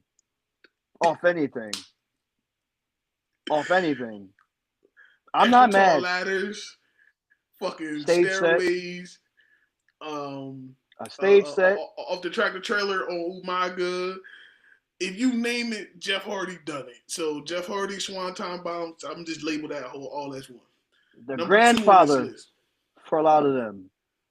Yeah, right. Number 2 on this list. Triple H versus Mick Foley, the Hell in a Cell, when Mick Foley went through and then went through the ring as well. That was crazy. Mick Foley is, as you see, Mick Foley's all over this list for both of us. Hey, yo, Mick Foley's your hardcore king. I don't care what nobody says.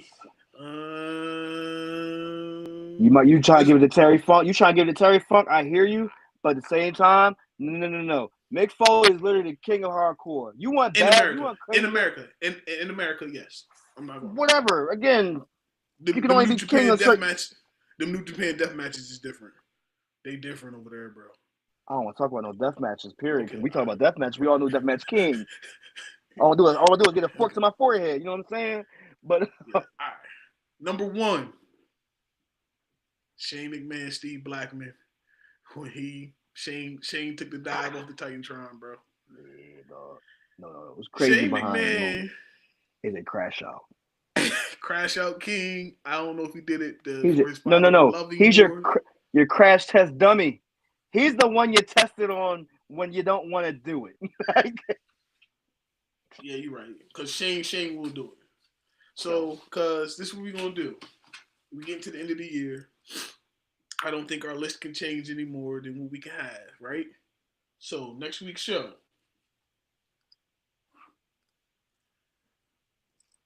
We're going to go with the women. We're going to go with the women on this one. Okay. Give me your top 10 women of this year. Okay. Of 2024.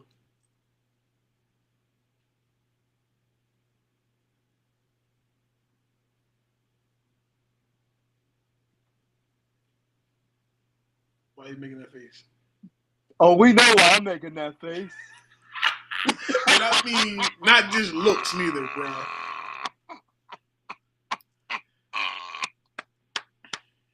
You know what I'm put? I know she's gonna be on that list. I'll put that thing right up in it. That boy wild. Nah, so we're gonna do the top 10 women this week. I want to do the breakout stars too. But that'd be for next week as well. Not next week. Not next week come up with the list, but I'm talking about next week we'll have that for the follow. Okay. Yeah, we just space it out to the end of the year, and then we're gonna do like a prediction one, maybe the last show of the year. What we think gonna happen in 2025? I got another good one too. I've been thinking about it, but we're gonna get them. I'm gonna save it. I'm gonna let it cook. I'm gonna let it cook. I'm gonna let my. Yeah, I got a list. Okay. But I'm gonna let it cook.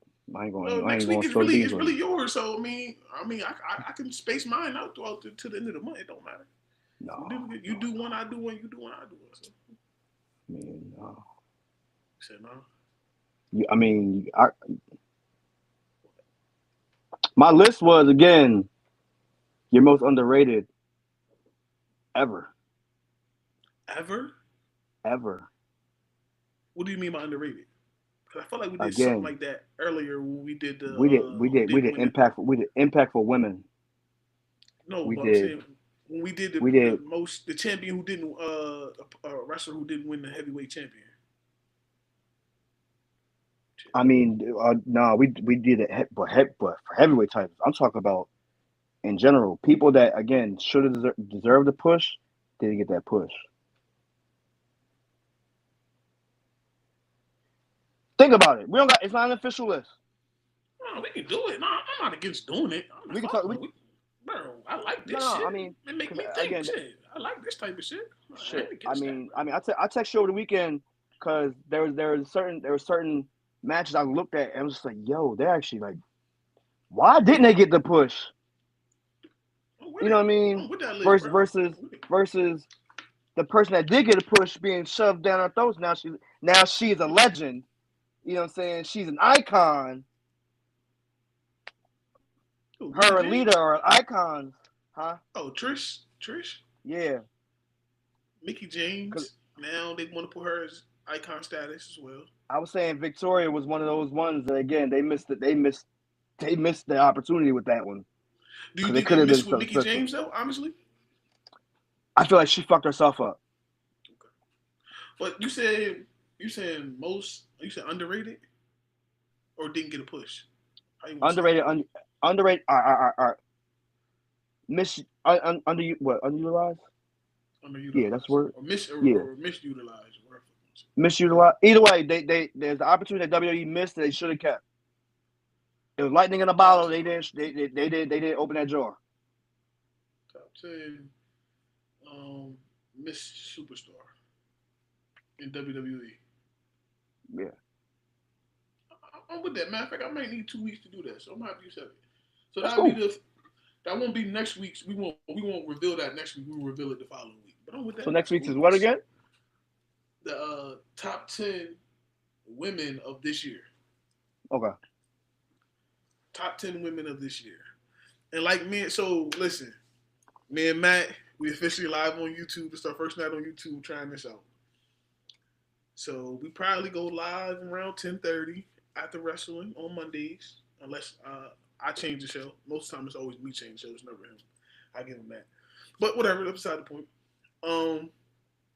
I read the I will read the chat, as you see. You know what I mean? My wife came in there, cousin Whitney came in there, you know.